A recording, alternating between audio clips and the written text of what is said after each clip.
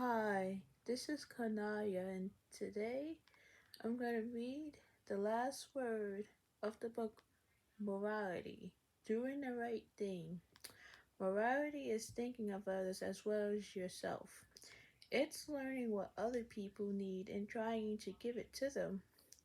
The opposite of morality is thinking only, only of yourself or doing whatever suits you or whatever you can get away with. Morality is hard because it can mean sacrificing your own best or short term interest to do what's right for other people. Morality helps connect you to other people through being useful and caring. Morality helps you feel you're a good person. Morality helps you feel you're a good person.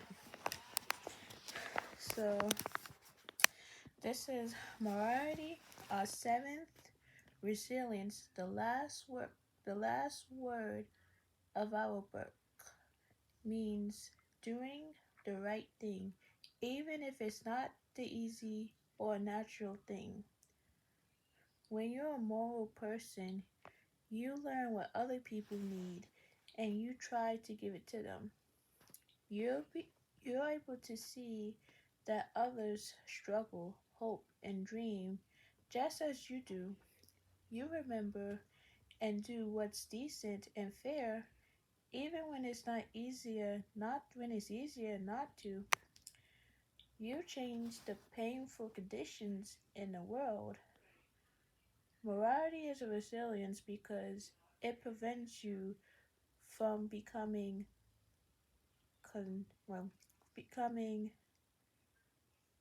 cynical or giving up on the world and its potential for beauty, even when your personal life has gone dark. Teens are not often recognized for their morality. We usually hear that the kids are thoughtless, disrespectful, only interested in themselves and their own pleasures. If we hear about the morality of teens at all, it's usually in a story about a service project that was a graduation requirement or a super kid who's almost too good to be true. In a book called The Moral Life of Children, Boston Atlantic Monthly Press, 2000, the physiologist Robert Coles writes about children who live in some of the most difficult places in the world, but who value and act with compassion, fairness, and decency. These children give what they were never given. They believe they can make better life for themselves in the future by doing what's right in the present. They morally lift them above their harsh circumstances. Morally encourage you to see the strength that is possible in human nature. All the writers in this section have learned to reach out to others in need. That reaching out has made them stronger themselves.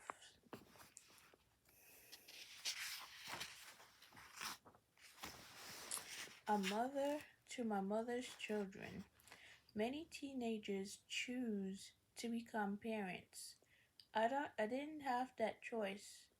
By the age of 12, I was raising my brother and four sisters with only a little help from my mother. It all started when my mother began to use drugs. She was unable to take care of my brothers and sisters, so she puts me in charge. Well, I actually put myself in charge because my siblings were beginning to go wild. When my brother and sister found out I was in command, they began to act crazy. They thought they would be They thought they would be staying home from school and watching TV all day, but they soon found out I wasn't having that. Every morning, I made sure that my 11-year-old brother Anthony got on a bus and went to school. Then I woke my 8 and 9-year-old sisters Charmel and Charnice to school. When I when I came back home, I found my twin sister Charlotte still sleeping.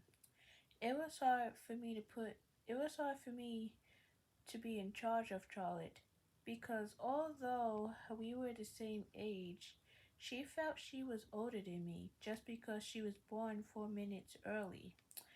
But I made sure she went to school with me, even though we went late. We went late most of the time. I never stayed in school for a full day because I had to pick up my little sisters from school and then my brothers from the bus stop. If I didn't pick Anthony up, he'd wander off somewhere and wouldn't be found until late at night. The worst times were when everyone was home after school and during the weekends. My brother and sisters would fight and argue constantly, and my mother couldn't care less because she was so high on drugs most of the time. Most of the time, she didn't know what was going on.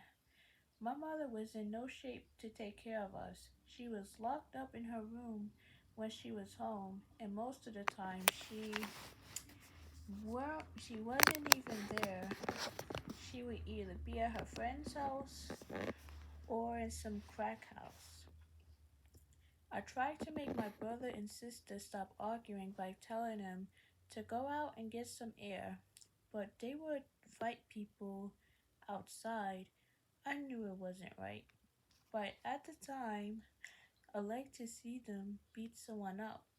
It made me feel good to see they can stand up for themselves. I just didn't like it when they fought each other. Except for the fighting and arguing, my sister listened to what I've told them to do. They knew what time to be home and that they had to do their homework before going outside. They always wore clean clothes, took baths when I told them to, and did little things around the house, but only when they saw I was about to get tired and aggravated from doing everything myself all the time. After a while, I started to get used to being a mother of the house. Sometimes my mother would get sick and I have to take care of her. I had a feeling she was jealous of me because she said, "May I go out, mother?" After she said it, she laughed at me. Then my mother had another baby. When she first told me she was pregnant, I wanted to strangle her. I couldn't believe she was having another child when she couldn't even take care of the baby she already had. My mother stopped taking drugs when she was pregnant, and for 2 months after she gave birth to baby Troy, I thought I thought that my mother days were over, that I was able to go to school again, and have a normal teenage life. But my mother slowly started to put baby Troy on me too. Late one night, I heard baby Troy crying. The next day, I knew. My mother gave me his little bottle, laid him beside me, and told me she'll be back the next morning. I was I was about to argue with her, but it seemed useless. The next day, I knew I will have to be a mother all over again. But it's going to be harder because baby Troy was only 3 months old. I had no idea how to take care of a baby. I wasn't quite 14 and I had a whole family to take care of. But all I really had to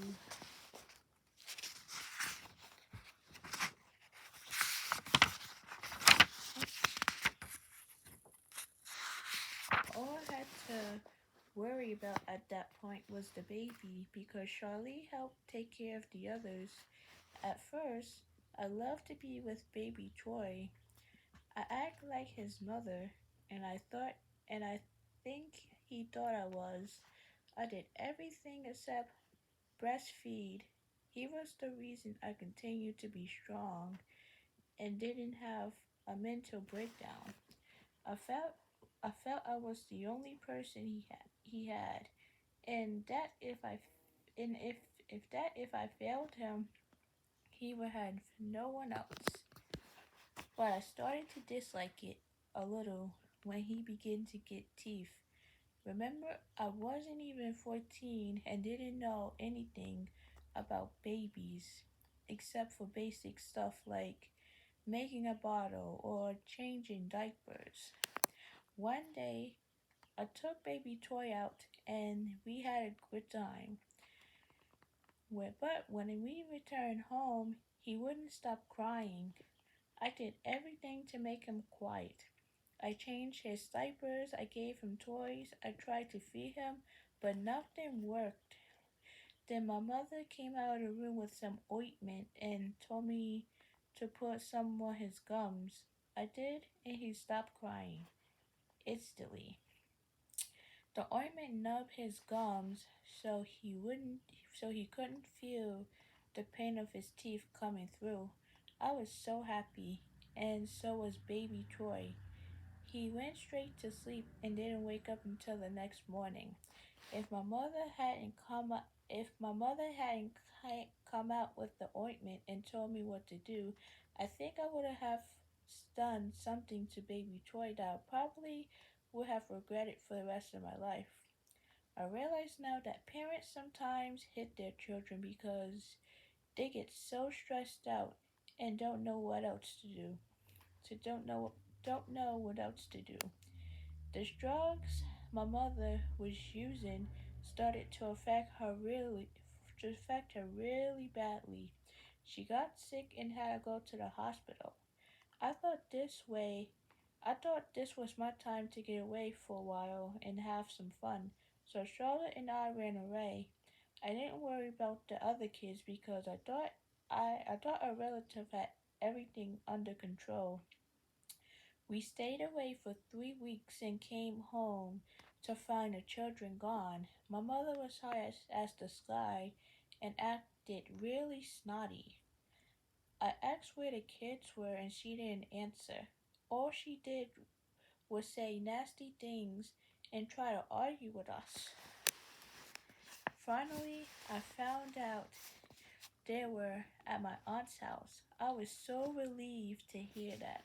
I thought my mother had given them away or something. When my brothers and sisters got home, they were so happy to see me. Baby Troy ran up to me and stayed with me for the rest of the time that we were together. My mother didn't like that baby Troy thought I was his mother, but it was her fault. She should have taken care of her responsibilities. Then, then she could have her son. Then she could have her son. After 2 weeks, I was placed in foster care. I still came back home and watched baby Troy and the other kids. My mother was going to rehab program so my other siblings could stay with her. But my mother never fully accomplished her goal, and none of her kids now live with her. Anthony lived with my aunt. Lived with my aunt. Baby Troy lived with his father's family. Jamel and Chinese live in one foster home, and Charlie and I lived in another foster home. I try to keep in contact with all my siblings except baby Troy. I don't, but I don't like to see him because when I do, I don't want to leave. I love him so much and I hate him. I hate to be away from him. So that's why I keep my distance. Baby Troy has made me change my mind about having children. I said to myself that I would never leave my kid. I would never said to myself that I would never have kids of my own, but after being with him, I do want kids. I want to give a children the love and joy I gave I gave Troy when I was taking care of him. When I do have children, I will take care of them until they can take care of themselves. I don't know how a mother could have children and not do anything in her power to keep them. I wasn't a birth mother, but I was very close to it. And I think sometimes that I lost my children instead of my brothers and sisters. A good number of foster children have had experience like mine. I want to say to them, don't look at your troubles in a bad way. Try to think of them as temporary setbacks that have made you a stronger person. I know my experience had made me stronger. Looking after my brothers and sisters made me feel I have the power to overcome any obstacle, obstacles that comes my way.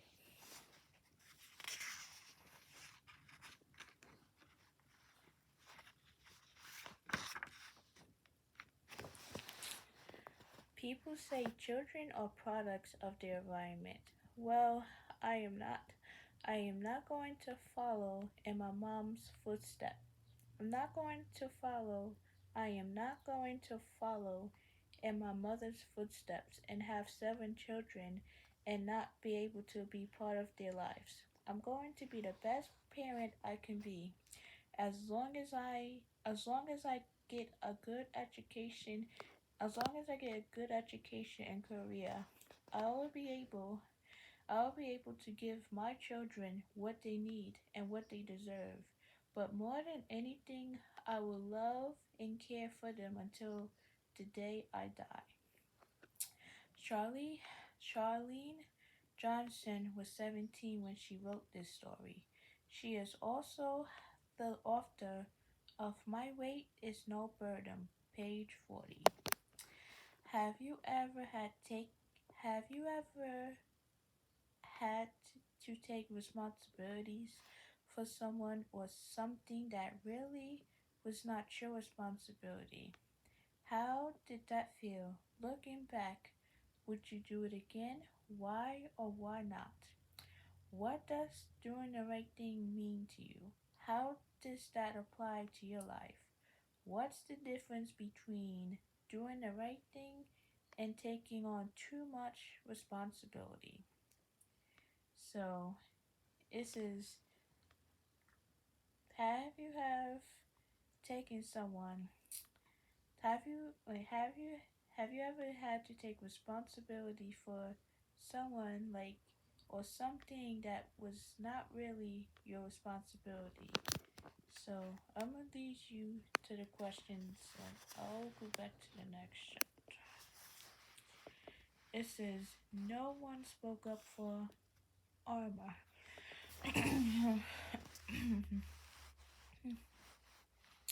They say if you look into someone's eyes, you can see their soul.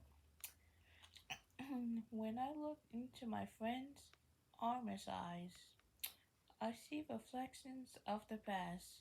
We're around 5 or 6 years old, and we're crossing the street on the way to the fruit market. Suddenly, the cart Arma's mother, Carmen, is pushing tips over, and her groceries fell out in the middle of the street. She grabs Arma's head and bangs it against the handlebar of the cart. Arma is bleeding from her lips now, and and she both she and her younger sister later are crying as we all help pick the stuff up off the ground. The next thing I knew, my mother, my sister, and I are waiting. Or my mother mother, my sister, and I were walking away as if nothing has happened. Later comes running after us and grabs onto my mother's leg.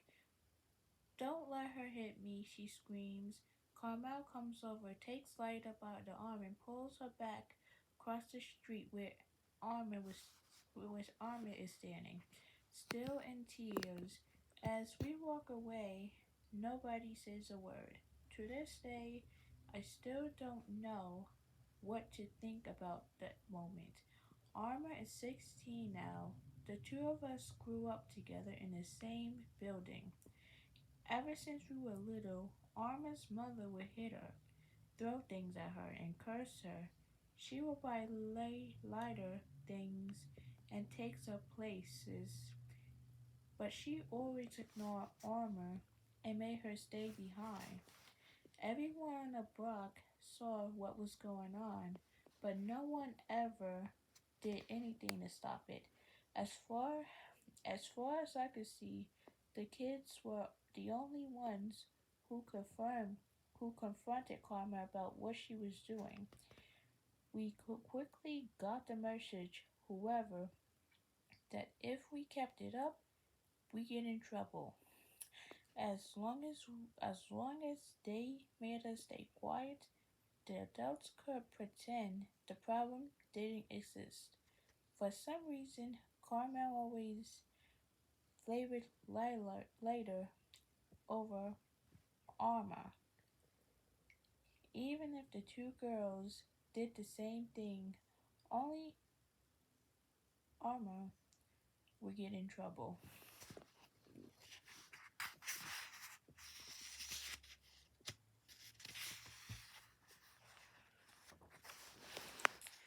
So when Arma turned 5, for example, there was a joint birthday party for her. And her older brother, Lyda, didn't want food. She wanted candy, so she threw her food away. Arma saw this and did the same. Carmel grabbed Arma and slapped her right in front of everybody and on her birthday. Then she forced her to eat all the food on her plate. Too much to give a little girl, and too much to give a little girl in the first place. My sister fed it to her while wiping her tears, and we put some on my plate when Carmel wasn't looking. Carmel's abuse wasn't always physical. However, on Christmas morning, Arma's siblings would be opening up their presents long after Arma had finished. Every fall, she and her sister would get jeans and some shirts to start off the school year. But as the year progressed, Lighter's warble would continue to grow, while Arma's stayed the same. Although junior high school, she wore the same thing every week. Arma's Armor was not allowed to go out either. Anytime we asked for anytime we asked if she could go someplace with us, we were told she was being punished or she just couldn't go.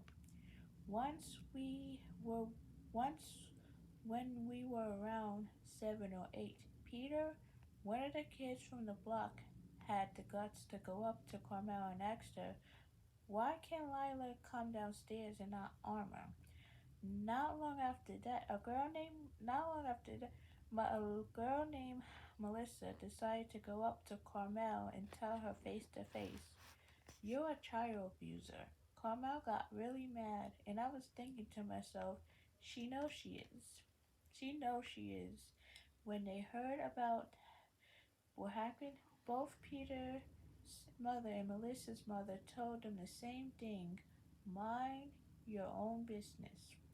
After I turned 7 or 8, I hardly ever went to Armor and Lyda's house. I couldn't stand it to watch it anymore. But my sister was over there.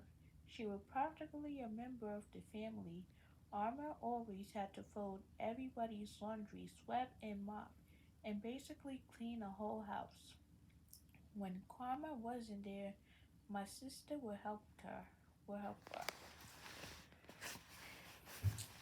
Other times, my sister would grab Karma when she was about to hit Armor, take her outside for a walk to calm her down. I often wonder how many more beatings Armor would have gotten if if it hadn't been for my sister. But most of the neighborhood had just accepted the situation. In fact, they used to flavor Lila later, just as much as Carmel did. They gave her better presents at Christmas and take her to the beach and to the country in the summertime. Alma always had to stay home. At times, my family took Lila places too. After all, it wasn't her fault. She was a child herself. One summer, Lila got to go visit relative in Florida. Once again, Armor was going to have to stay home. My family was going to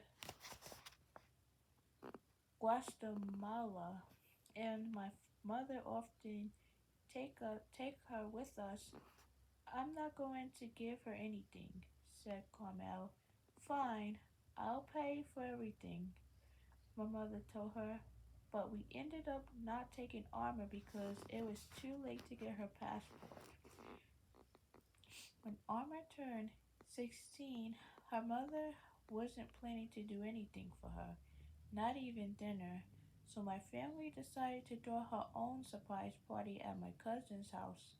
We had pernil, roast pork, arrows, con, glendus, rice with chickpeas, and a big cake.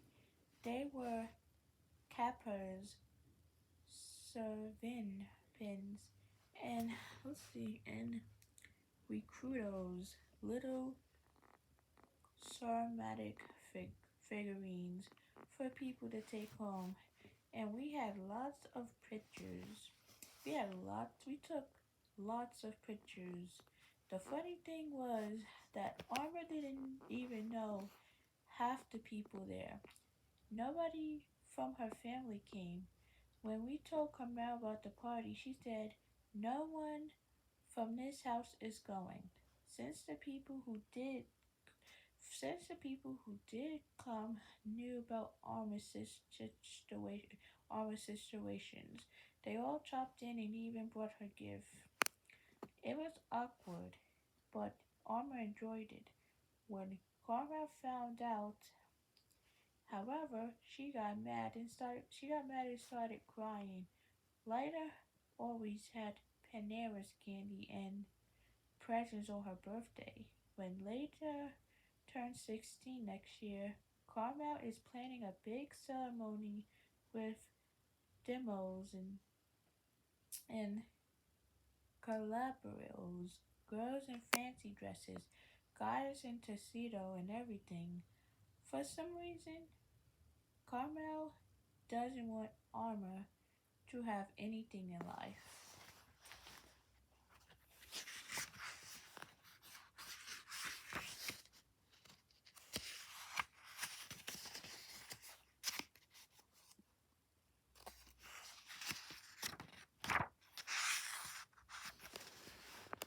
So about a year ago, my mother offered my mother offered to adopt Armor. She told Carmel that if she didn't want her, Armor could come live with us. But Carmen made excuses, saying Armor was lazy and stupid and that she didn't want us to have to put up with her. When she saw my mother was serious, she told her no and walked out. When somebody tells you something often enough, sooner or later, you begin to believe it. For example, back when we were younger, lighter, many of the other girls on the block and I all used to go to dance school. Arma stayed home and did chores. Her mother's excuse was that Arma wasn't any good at dance and didn't like it. She repeated so many times that Armor eventually agreed with her. Armor's family showed Armor's family always told her that she was worthless, that she'd never do anything in her life but get married and have kids and cook eggs all day.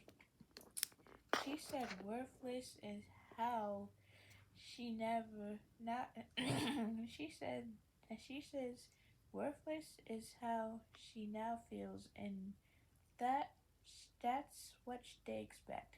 So that's what I'm going to give them. Lately, Armin's been very Lately, Armin's been doing very badly in school. She cuts all the time and failed every class, but one last semester, she gets into fights a lot and always wears baggy jeans and the same shirt. She hardly ever wears makeup, and she talks like a hoodlum. A couple of years ago, she was in a hospital. She told my sister that she wished she died so she would never have to go back to that house again. I try to make things appealing to her so she'll want to do better. If you're sick of your house, go to school, I tell her. Then you can graduate on time and move out, go to college, or get a job. You can even move in with me. It's strange because even though Arma grew up with nothing, she turned out super she turned out super physical and ditzy. She's only interested in the name brand clothing, and if she gets any money or she gets any blow, she blows it on sneakers. These days, Alma always has this blank look on her face, like there's nothing there. It's like looking into space. It's scary. She's so lost and seems to have no sense of direction. Let's see. In June, my sister and I were on a train with Armor and noticed she had curved her name in her arms with a noodle. We asked her why, and she said it because she wanted to feel pain. I guess pain is what she's used to feeling. I don't know. I don't understand how she thinks. Sometimes I can't help but I ask myself, why is she so stupid? But then I think about the way she's always been told how worthless she is. Don't get me wrong, Alma has lots of friends and people like her. But what good are friends if you don't like yourself? Sometimes I wish I could just hold her and tell her everything is going to be okay. I wish I could predict the future, but I can't. The only thing that could be done now is for her to get help. So many people saw the pain Arma suffered and stayed quiet. Everyone in that building knew what was going on. We all did a little things to make Arma feel better, but no one ever really spoke up and or tried to get her out of the situation. When I was little, I thought when I was little, I thought a lot about calling those hotlines for abused children, but I was always afraid they would somehow be able to figure out who I was. I thought maybe they blow me off do anything anyway. Wait, I thought maybe they'd be blowing me off because I was only a child and not do anything anyway. Not many of the adults I knew listened to children, but what if they did show up at the house or on the news? You already hear about kids being beaten even after they were visited by social workers. Carmel probably would have thought Armor had been the one who called. She might have beaten her more severely to keep her quiet. I never trusted anyone. That's why I didn't call. Although it would just make the situation worse.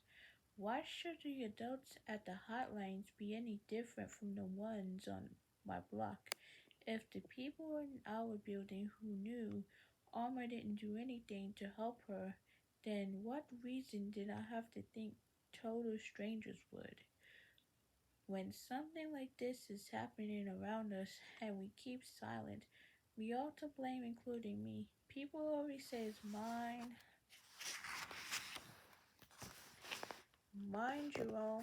your own business. When someone is being abused upstairs or down the hall and you're a witness, that abuse becomes part of your life as well. In other words, is it your business? It is your in other words, it is your business. Silence isn't always golden. Sometimes silence is pain. Anna Angeline Anna Angelica Pines wrote this story when she was 17. She now attends New York University, majoring in film and television. When is minding your own business the wrong thing to do? When is it the right thing? Have you ever felt torn between wanting to do the right thing and being afraid of getting involved? What choice did you make? Were you happy with your choices? So, let's see. I'll come back to this. So let's see.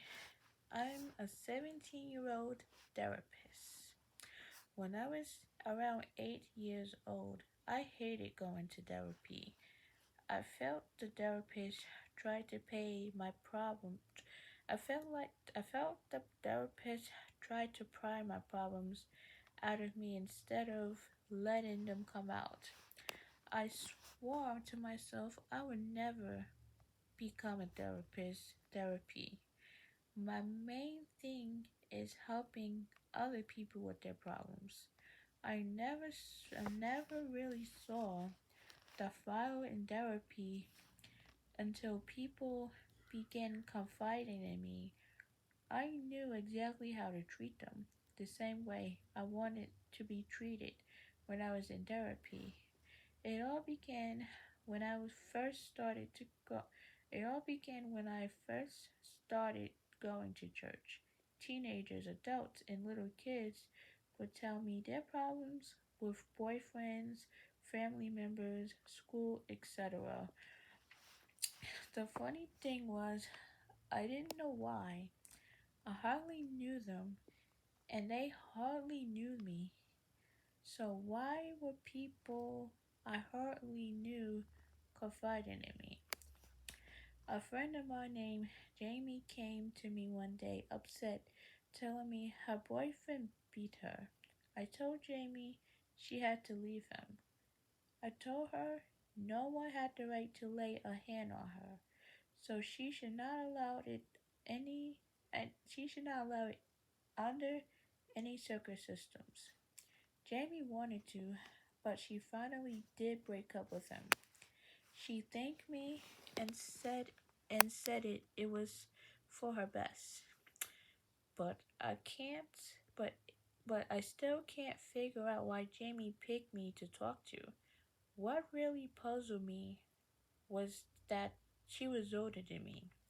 At that time, I was 14 and she was 19. Why would someone older ask me for advice? I hardly knew anything about boys at that age. I also told Jamie she should talk to someone older like Ralph and youth minister in our church. She said she would. About a week later, Jamie came to me and thanked me for sending her to Ralph. She said that he helped her a lot. I was glad I helped her, but befuddled as to why she made such a big deal about it. Pretty soon, more people came to talk to me. I was shocked, wondering Why everyone coming to me? But it didn't take long.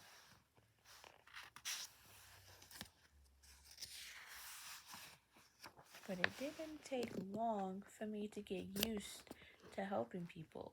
And besides, it became fun and I like to do it.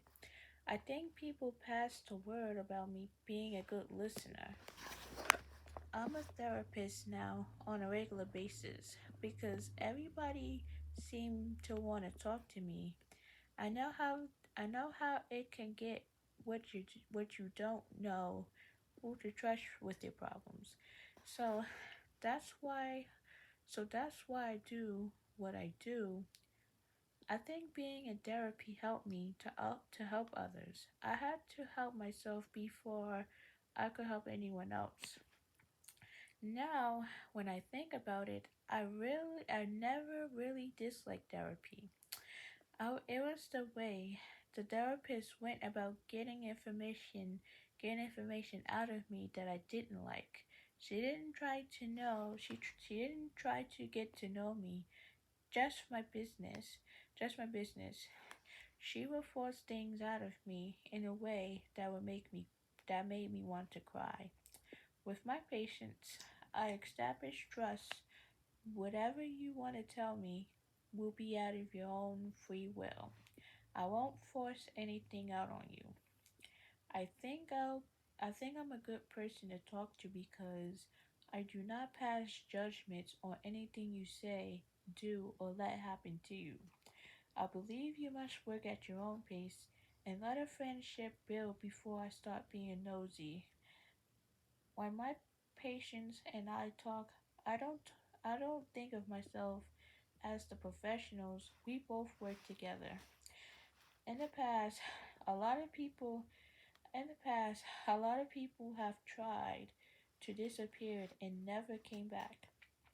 It really hurt not to be taken seriously. That's why I wanted to be there for people who needed someone to listen.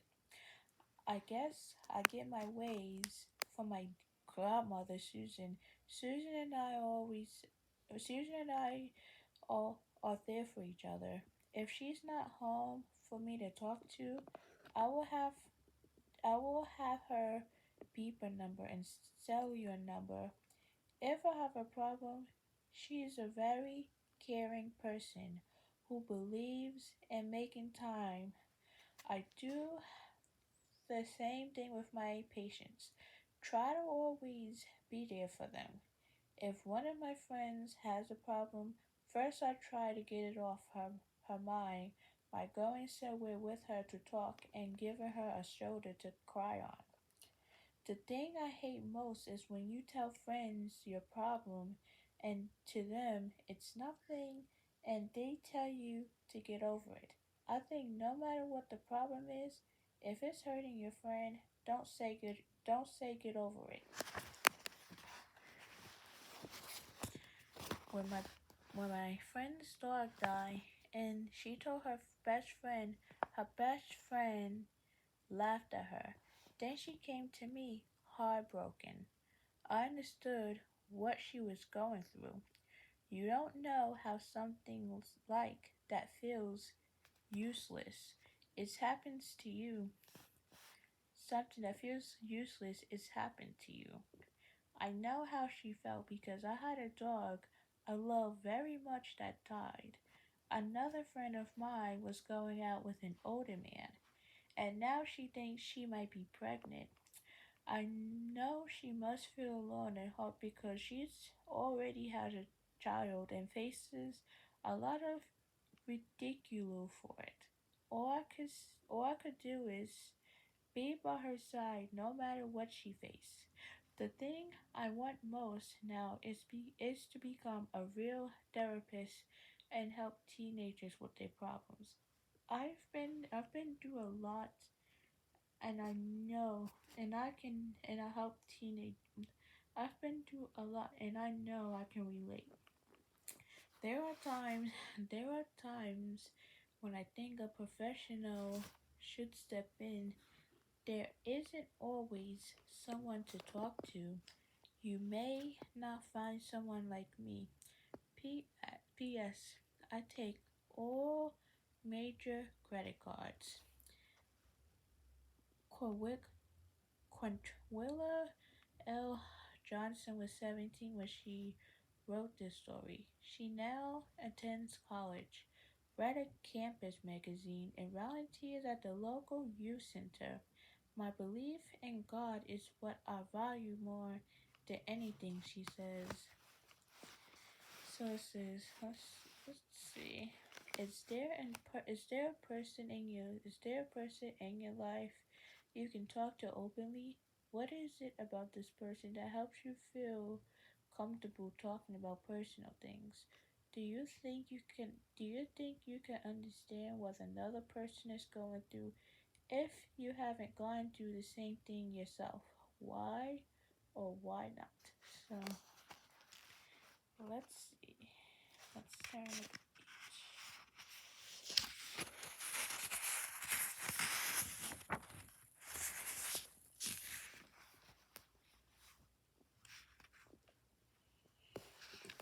So it says, Soldier Girl, Soldier Girl.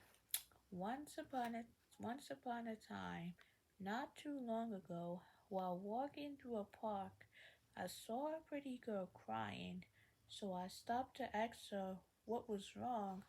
Little did I know she was going to be my best friend for months to come.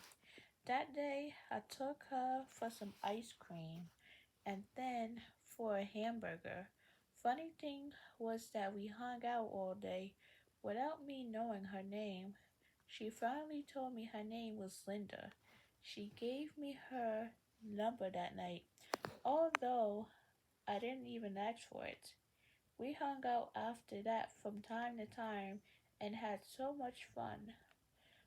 Something wrong with her. The phone rang for Linda, and I wonder why. She was such a cutie, such a beautiful sight to see. Linda had the most beautiful blue eyes I have ever seen. They looked like the ocean. Her skin was so smooth. Her whole body was brown sugar. I swear, if I had a kingdom, she would have been my Puerto Rican queen. Whenever we spent time together, I have new suspicions about her. Linda always tried and went to the doctor a lot. I felt when the time was right, she would tell me what was wrong, and that's exactly what happened. One night she told me her secret. We were hanging each other when she pushed me away and said, "Max, I'm a HL Max, I'm a HIV positive." She looked at me and yelled, "Aren't you going to run and get out of my life? Aren't you going to run and get out of my life like the rest? Like the rest?" I smiled at her and hugged her and gave me a kiss. I promised I would always be there for her, and that one day I'll give her the world. If I couldn't, I was going to die trying. All of a sudden, my life didn't matter to me anymore.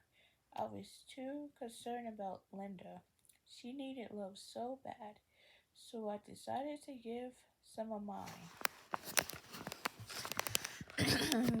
She told me she got the disease from a friend who raped her, and now he was behind bars.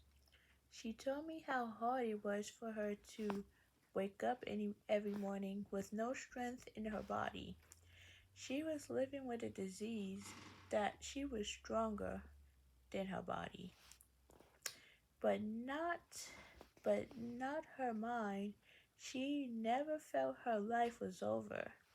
She, Now her life was over. She even had time to comfort me when I couldn't deal with my own life anymore. Sometimes when I looked sad, Linda knew what to do to make me to make me feel better. She sat on my lap and picked my head up while running her hands through my hair. Then she would say, "You're not ugly. You so cute. too handsome. If we were so young, I would marry you. Then she would kiss me on my cheek and said, "You go, boy." That was enough to put a smile on my face. Even though it was an innocent kiss, I felt butterflies in my stomach. When Linda held my hand, a melt on the inside. Every time I got close to her, I got so nervous. I always felt nervous when I got close to a girl. Sometimes I felt angrier.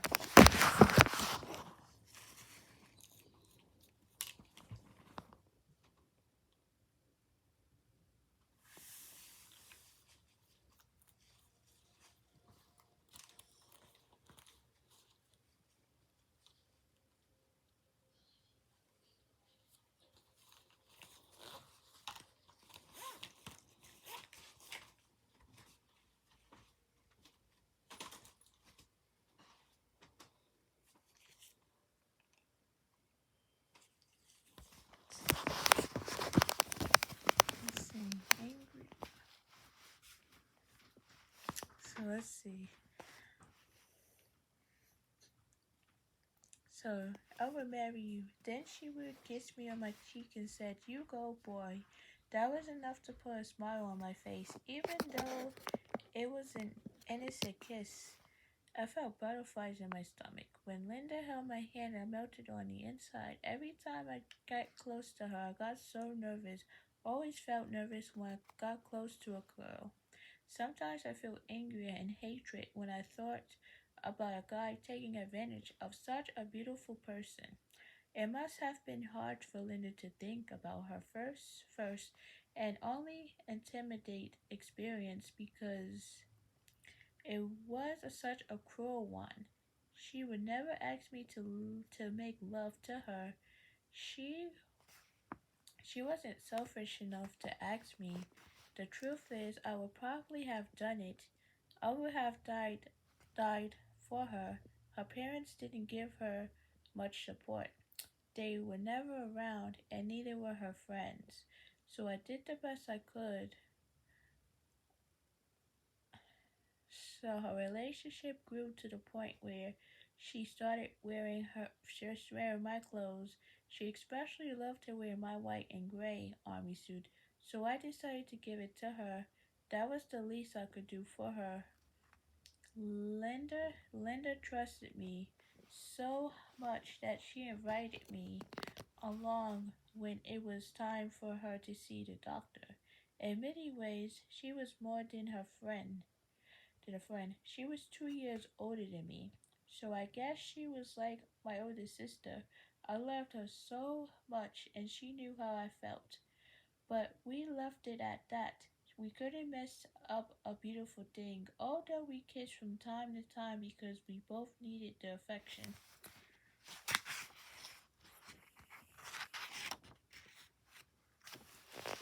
So I knew Linda weren't I knew Linda wasn't telling me the whole truth when she said she was HIV positive.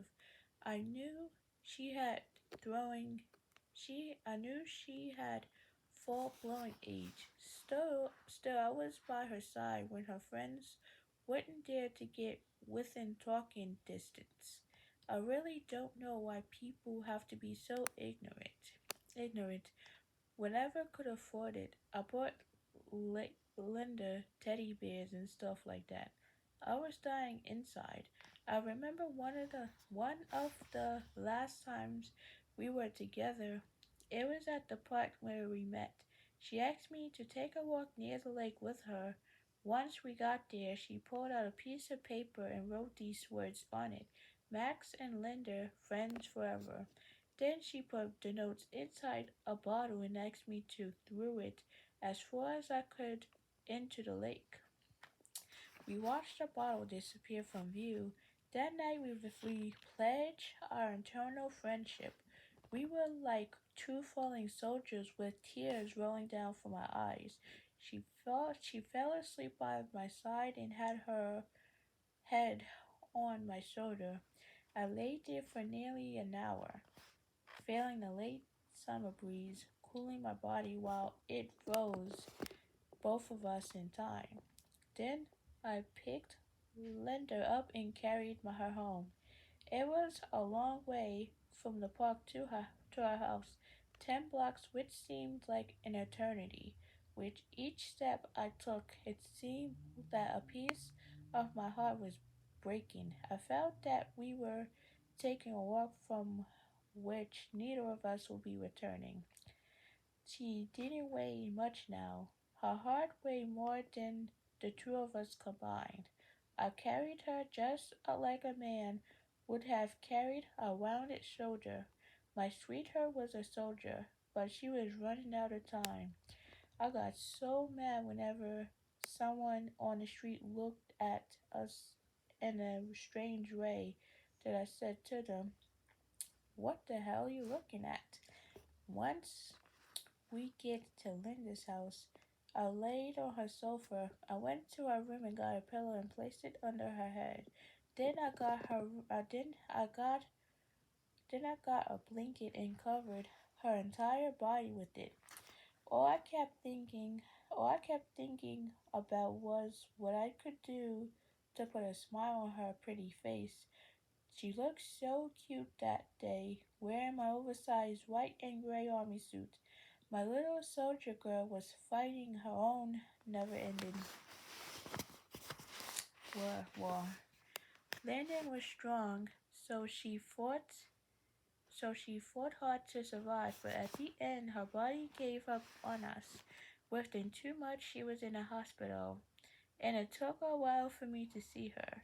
When I finally got the chance, Linda didn't even have the energy to speak, but I understood what she wanted to say, so I got close to her and started singing her favorite song, My Girl. She smiled at me, and all I could do was hold her hand. She kept looking at me while her eyes were closing with each other, passing seconds. When I'm done singing, I kiss her one last time and put my forehead on top of her big head. There she was in deep sleep. There she was on the stairway to heaven. There I was with a broken heart. There she was dreaming maybe about the great times we had, the times we wanted to save the world, or when we proposed to each other. We always said yes. We planned to have 2 children, a boy and a girl.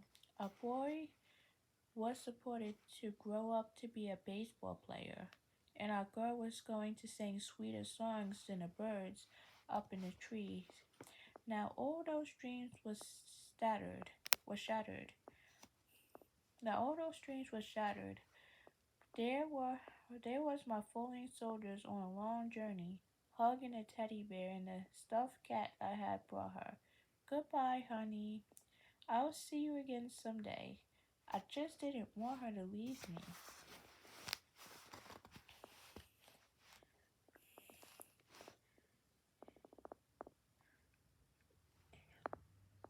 Let's see what's I just didn't want her to leave me. I guess heaven must be a better place for my baby. That's where she belongs. It's too bad because I'm never going to see her again. I cried so much for her. It's always the good ones who have to die. Her parents never told me where her final resting place was, so I'll never be able to sing her favorite song to her again. Yet she knows that her final resting place is right here in my heart.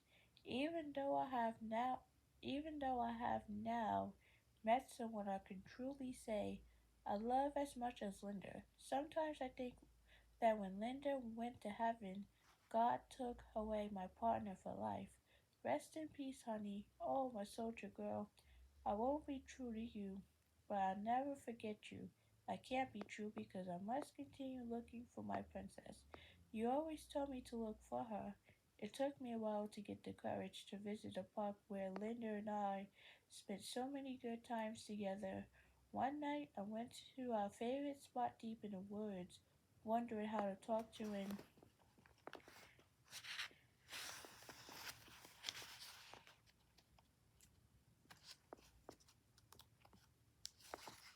went to talk to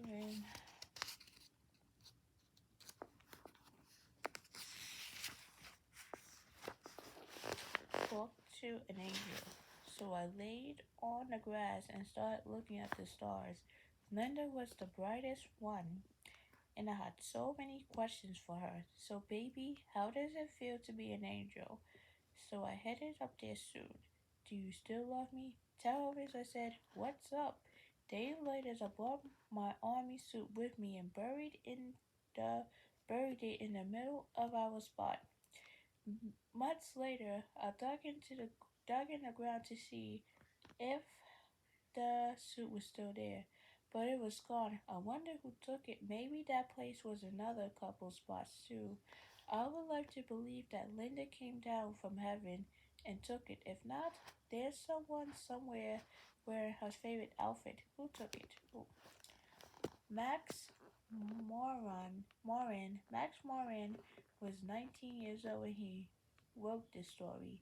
He came to the U.S. from Honduras when he was 10, went into foster care when he was 15, and is now living on his own and pursuing a degree in social work.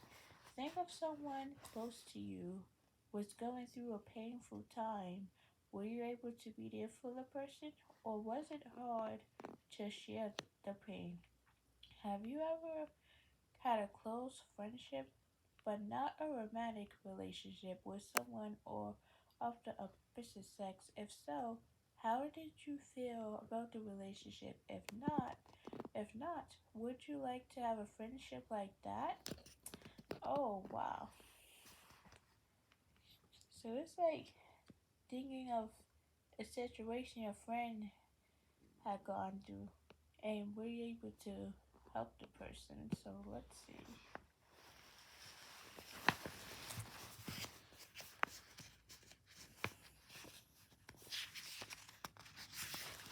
So how I made peace how I made peace with the past.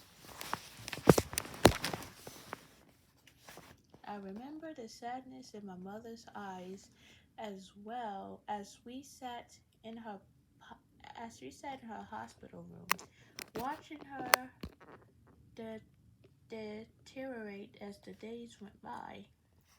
She had been in and out of the hospital for months due to her illness and the misuse of drugs. My mother had AIDS, the disease that affects that affects your immune system. My youngest breakfast, Tyrone, and I have been able to see her at first. My mother had an operation. We couldn't see her until she was able to speak. But as soon as she was better, we went to see her. As we walked to her room, all of a sudden my heart was just beating real heavy. I thought I thought it was going to stop right there, but I was so scared because I didn't know what to expect. I had heard from my oldest brother, William, that she was getting worse. We finally went in, and as I got closer and closer to her bed, tears just rolling down my face. I couldn't believe this small woman laying in her bed was my mother. She had lost way too much weight. I wanted to hug her, but she was afraid of hurting her, so I didn't. I just said hello.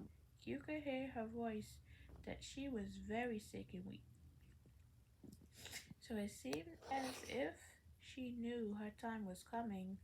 She had gotten so sick she wasn't able to move or get out of bed. She couldn't use the bathroom, so she was put in diapers. I didn't like the sight of my mother lying in bed powerless, able to function. I tried to have a conversation with her. Hi mom, are you alright? Is the hospital treating you good? Are you eating all your food? She didn't like the hospital food. So my brother bought her older food whenever he could. But her reply was, "Yes, ma'am." From the day forward, her names became ma'am. You see, while my mother was in the hospital, the doctor found out she had a disease called dementia. This is a loss of mental faculties. It's similar to Alzheimer's disease that older people get. Well, faculties. This is a loss of mental faculties. It's similar to Alzheimer's disease that older people get.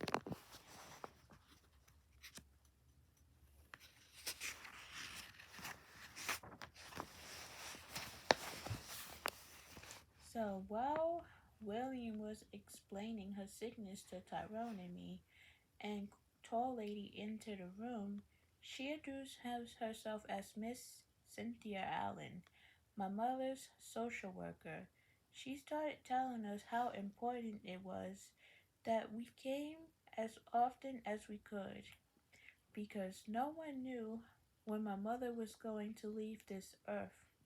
I wanted to scream as loud as I could to get out all the anger I was feeling. It was my first time seeing her since she went into the hospital. I felt so confused when I tried to picture life without my mother. I knew it was hard. I knew it would be hard because it would mean I wouldn't have a mother or a father. I lost my father to AIDS and drugs also. Our mother was all our mother was all we had. And soon we would have to get and soon we would have to give her up too. It was too much to take in. But the most difficult thing I had to deal with as a female was that I wouldn't have a mother anymore. I remember all these times I would cry myself to sleep because I miss her very much, and I knew she was going to die. But I always thought the people who did research on AIDS would soon find a cure. It was hurtful to know that soon she would no longer be there for me because we were just beginning to build up a relationship again. My brother and I had to grow up fast. We also had a new addition to our family, a 5-year-old sister. She's also suffering with AIDS. My sister was infected in a while because my mother had unprotected sex. When my mother first found out that my sister had the disease, she gave her up for adoptions. My sister is very well aware of her sickness. She's very healthy and takes care of her own medication daily. There was a time when I got there was a time when I was so mad at my mother for not being there for us that I stopped going on home visits and kept myself isolated from her. I was very bitter that she transmitted AIDS to my sister in a while. I kept remembering her telling me how important it was never to have sex without a condom because you could catch a disease.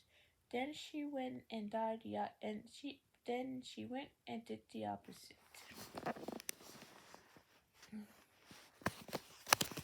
But after she went to the hospital, my thinking started to change.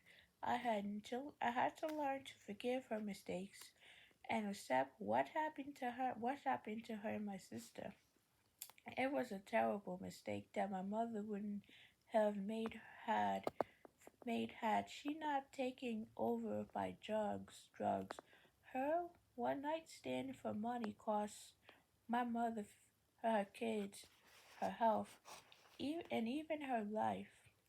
But what was done was now over. I had to overcome all that and learn to communicate with her. After all, she was still my mother no matter what.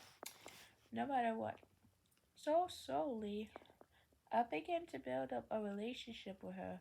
However, my first step in doing that was to let her know how she hurt me, and I had to express my anger to her for the first time. She had done the, wait, she had done the one thing no child should ever have to face. She chose her boyfriend over her own children. I explained to her that she was wrong. She was my mother, and no man should come between us. Her only reply was that she was sorry for everything she did. I also told her that I hated all her stealing and lying for money. I told her she should have been there for her children. A mother is supposed a mother is supposed to help you, not hurt you. She told me if she could take everything back she would, but she couldn't. But she couldn't. She said she was truly sorry she had let her children down, but she would like to own up to her mistakes. I told her I knew she was sorry, but I couldn't hold it but I couldn't hold in my anger toward her anymore. Expressing my feelings toward her enabled me to have faith in my mother again. I would never forget the day I went to the hospital to see myself. But then she had completely lost all her functions. She was unable to open her eyes or speak. But somehow my mother knew I was there because she shook her head in response to what I was saying to her. I told her that I loved her and that I forgave her. I also knew that deep down in her heart she was sorry for everything she did in the past to my brothers and me. All was forgiven and all grudges were to put to rest. I also told her that I would make something of herself no matter what, and that we as a family will always stick together.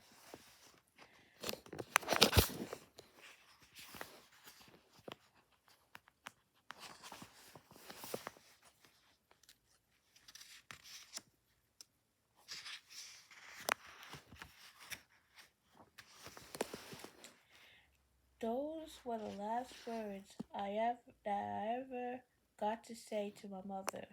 She died on March 11th, 1995.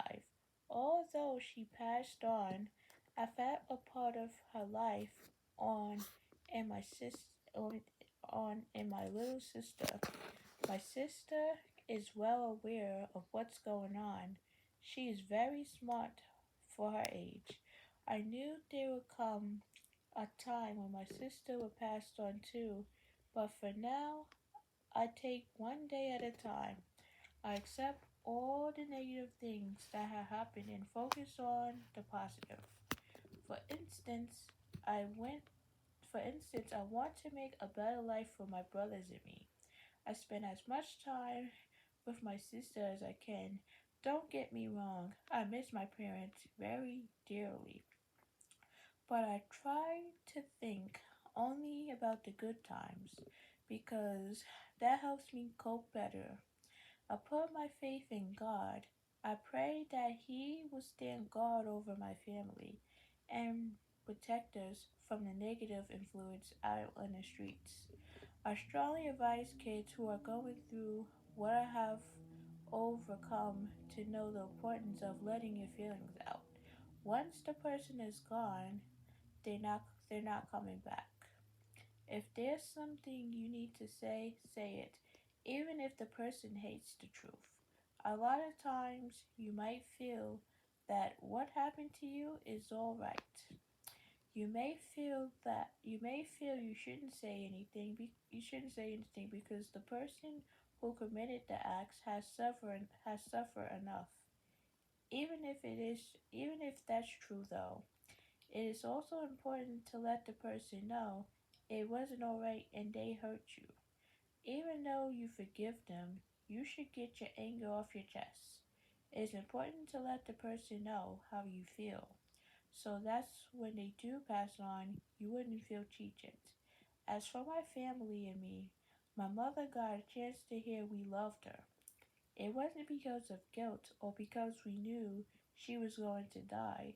It just was something we needed to say to her. My point is, my mother got to hear how we felt around. My, my point is, my mother got to hear how we felt about the whole situation before she was put to rest. So it says, I wrote a poem that I'm sure everyone can relate to. A frozen mind. The shock of a sudden death makes some people feel as their minds are frozen. This may be nature's way of protecting your mind so that everything can sink in slowly and you won't be overwhelmed. But if you talk to others and share your sadness, your mind will slowly begin to defrost, and and you will start to address your loss. Love always Paula. So Paula Bird was 18 when she wrote this story. She lived in foster care for over 8 years. Over 8 years. She recently received a college scholarship. I would never forget what foster care system has done for me. Paula said, and the lessons I learned in the process. So it says, is there someone you're angry with but haven't told about your anger? What haven't you told the person? Is it hard to reveal your true feelings to him or her? What would you gain about what would you gain by expressing the anger? What would you lose? Is there someone in your life who have who you have mixed feelings about? Maybe both love and anger. How do you cope with your mixed feelings towards this person? So let's see. So let's see.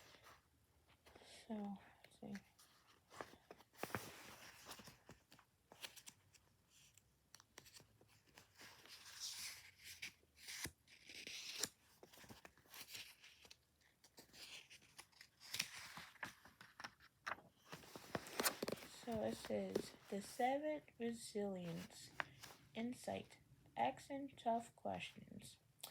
Insight is asking tough questions and giving honest. So these are the definitions of each word. So it says the seventh resilience, a summary. Insight, asking tough questions. Insight is asking tough questions and giving honest answers about yourself and the difficult situations you can find yourself in. The opposite of insight is avoiding a painful truth.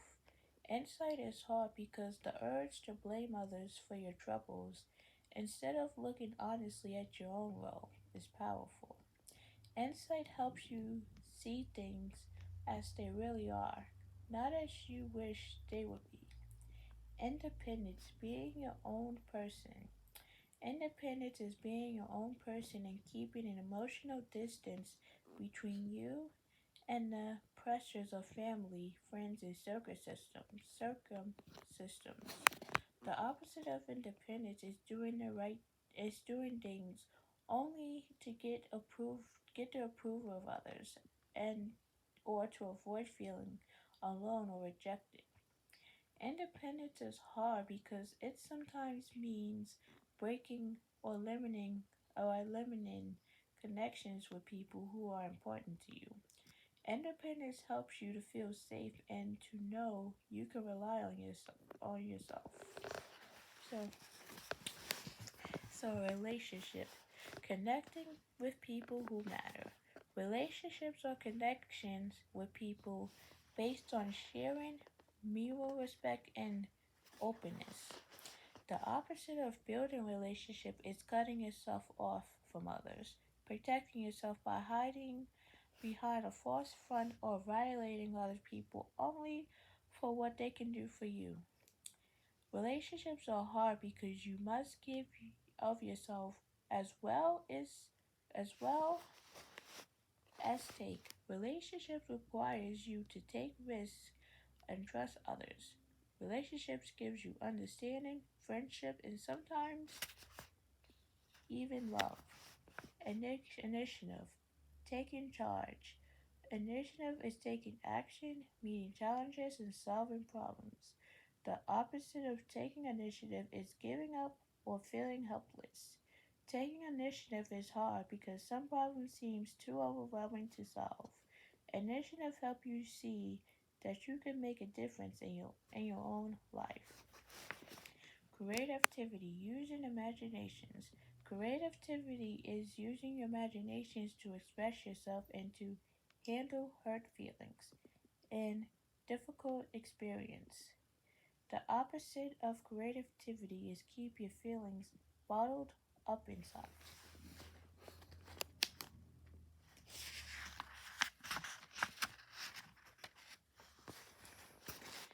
So, creativity is hard because hurt feelings and painful experience can weigh you down, dull your mind, and block your imaginations.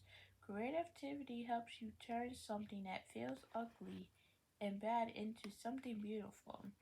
Creativity helps you express your feelings in a positive way, satisfying way, not satisfying way, in a positive, satisfying way. Humor, finding what's funny. Humor is finding what's funny, even when you're sad or in pain. The opposite of humor is taking yourself and your situation too seriously. Humor is hard because pressures can blot out the lighter side of life. Humor helps you put pain in perspective. Humor helps you laugh and let others laugh with you. Morality, doing the right thing. Morality is thinking of others as well as yourself. It's learning what other people need and trying to give it to them. The opposite of morality is thinking only of yourself, which we've definitely read about this, or doing whatever suits you or whatever you can get away with. So, morality is only thinking of others. It's thinking about as well as yourself. So, morality is hard because it can mean sacrificing your own best or short-term interests to do what's right for other people. Morality helps connect you with other people through being useful and caring. Morality helps you feel you a good person. So morality is thinking of others as well as yourself. So let's see.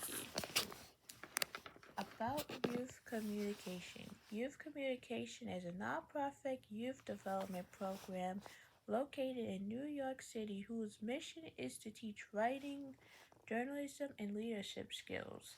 The teenagers trained by youth communication, most of who are New York City public high schools. Students become writers for two teen written magazines, New Youth Connections, are general interest youth magazines, and Foster Care Youth United, are magazines by or for young people in foster care. The stories in this anthology was originally published these two magazines. So youth communication was created in 1980 in response to a nationwide study that found that the high school press were characterized by censorship, mediocrity, and racial exclusion. Exclusion. Keith, Keith Hefner, co-author of to A Leader's Guide to the Struggle to Be Strong, co-founded the program and has directed it ever since. Every year, more than 100 young people participate in youth communication school year and summer journalism workshop. They come from every corner of New York City and the vast majority are African American, Latino, or Asian teens. The teen staff members work under the direction of several full-time adult editors and youth communications. Manhattan newsroom teachers, counselors, social workers, and other adults circulate the magazines to young people in their classes. After school youth program and agencies, they distribute 70,000 copies of New Youth Connections each month during the school year and 100 bi-monthly copies of Foster Care Youth United. Teachers frequently tell the youth communication staff that teens in their classes, including students who are ordinary resilient to reading, claims more for these publications for the teen writers the opportunity to reach their peers with important self-help information and with accurate portrayals of their life motivates them to create powerful stories. Running a strong youth development program while stimulatedly producing quality teen magazines requires a balance between a process that is sensitive to the complicated life and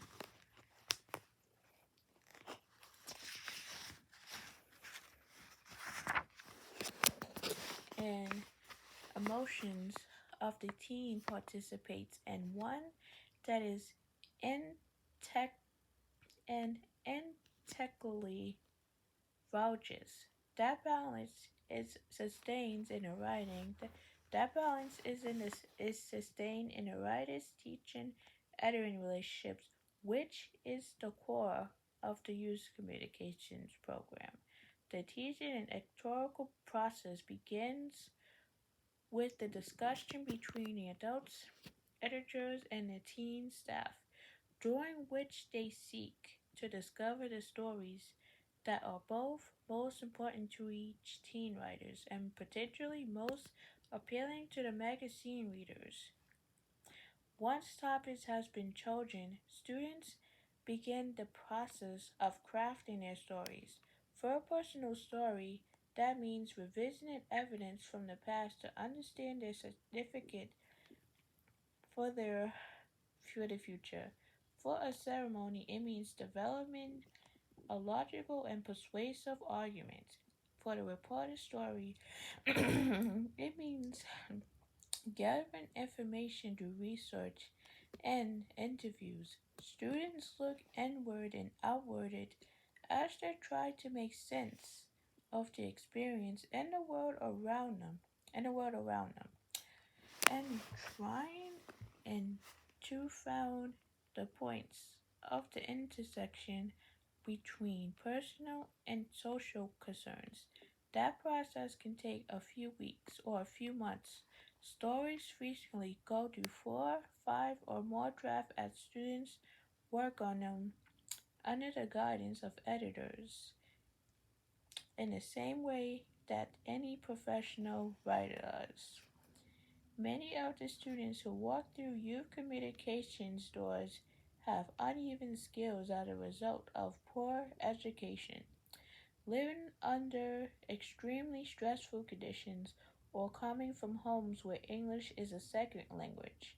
Yet, to complete their stories, students must successfully perform a wide range of activities, including writing and rewriting, reading, discussion, reflection, research, interviewing, and typing.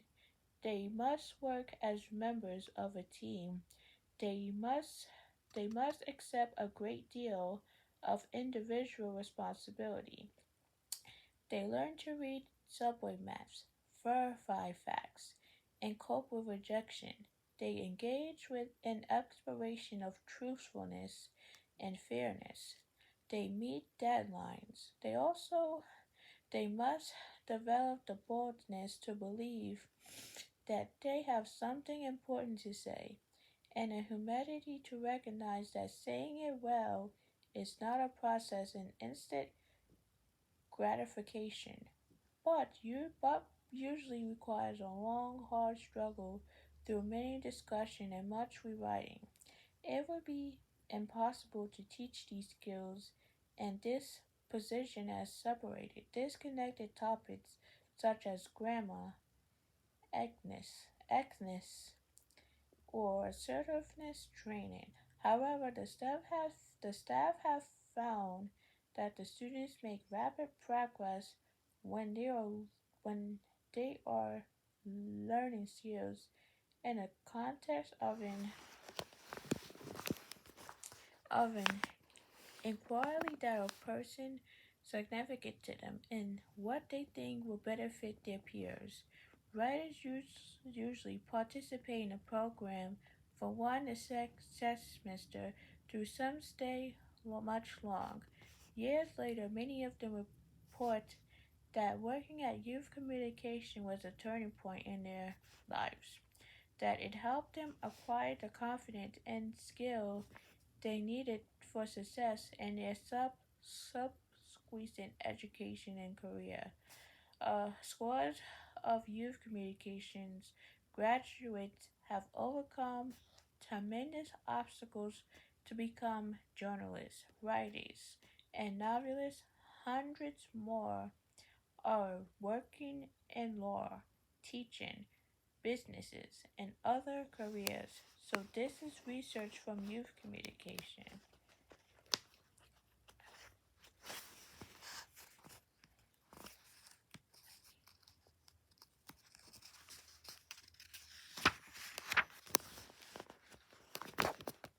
Let's see.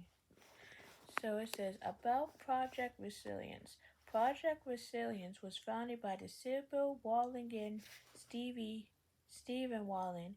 Their mission is to advise a balanced view of the efforts of hardship on youth, one that indicates the pain and damage that hardship can cause, the strength that could be forged under pressure. Under pressure. They conduct research, write educational materials, and provide training for the use in education, treatment, and prevention settings. The Wallens began their work in 1989 by interviewing 25 adults who have grown up in families destruct, disrupted by divorce, poverty, and mental illness, violence, neglect, or alcohol or substance abuse, all while nonetheless leading satisfying, constructive life. The core question asked of this group was, how did you do it? How did you do it? Studying their answers, the Wallens were struck most by the behavior these adults describe what they have done in childhood, adolescence, and adulthood to protect themselves and remain healthy despite the seven categories they call resilience. Strength that are forgiving and a struggle with hardships. The seven were insights, independence, relationships, initiative, creativity, and humor and morality. Since that initial study, Sybil and Stephen Wallen have written and lectured widely on resilience. They have conducted more than 250 workshops across the United States, Canada, Europe, and South America.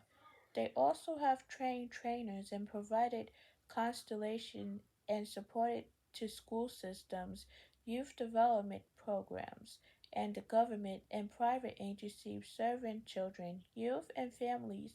Much of that work, including the framework for this book, has been based on the seven resiliences and the Wallen's understanding of how these seven strength limits the harm that hardship can cause.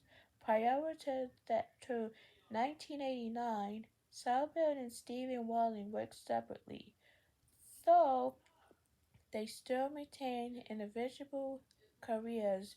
Their professional life converge when they would develop three different experiences.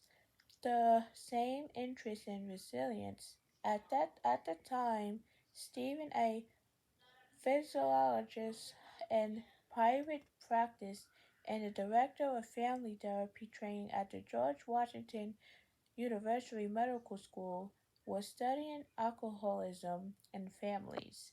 The original impetus for his work was to like, discover,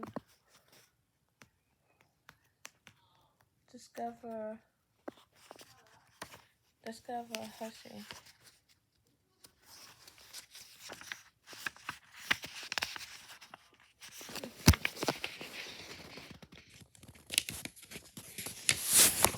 discover why why alcoholism runs in families. But along the way, he became more curious about children of alcoholics who did not repeat their parents' drinking problems, about about those who did. At the same time, working as an advocate, Sudbill was prompt to explore how families met the challenge of a disabled child,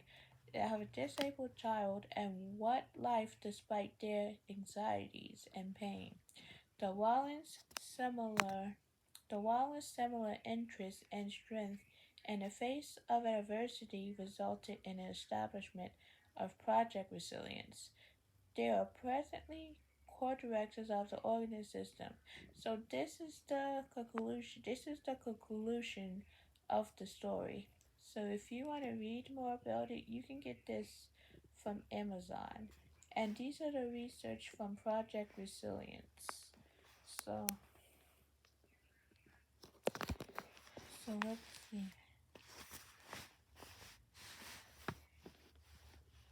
So it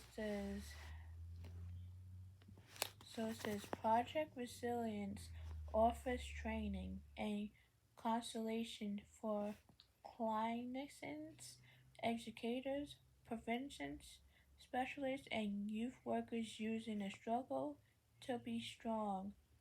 So for more information, this is where you contact. So let's see.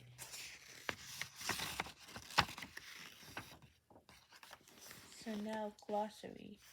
Boo, boyfriend, chicken heads, girls who date lots of guys, cracker, and insulting terms for a white person, darken, making fun of, faking a funk, putting up a false front, gas, conceal, stuck up, irie, saying the opposite of what you mean, mad, lots of very. Metaphor, comparison of two unlike things, such as a flower and a girl. Play, to fool someone. Player, a guy who dates lots of girls. Scooping out, checking out. The Village, Greenwich Village, a neighborhood in New York City. So let's see. These are guys to track.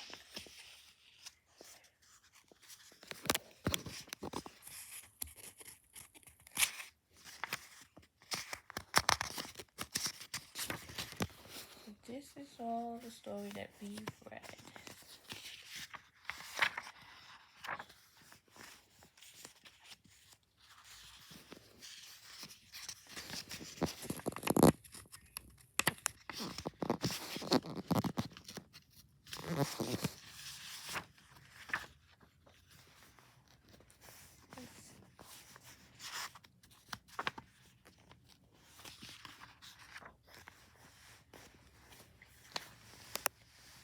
So it says about the editors. So let's see.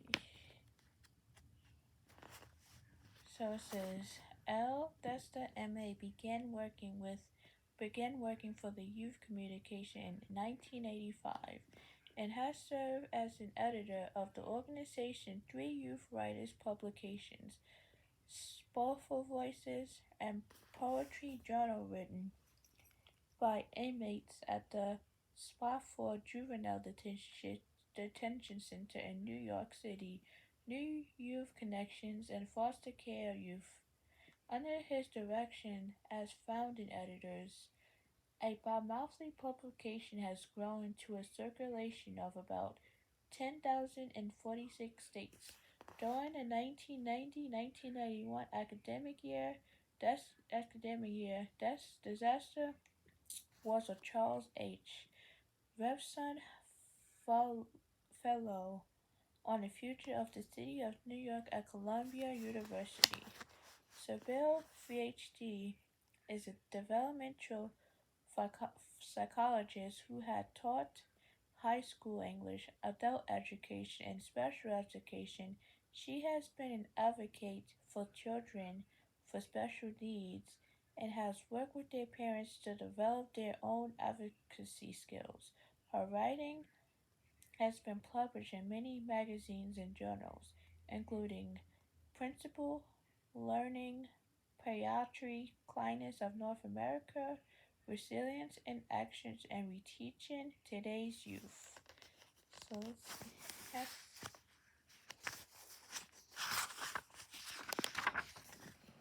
So these are other books. Let's see.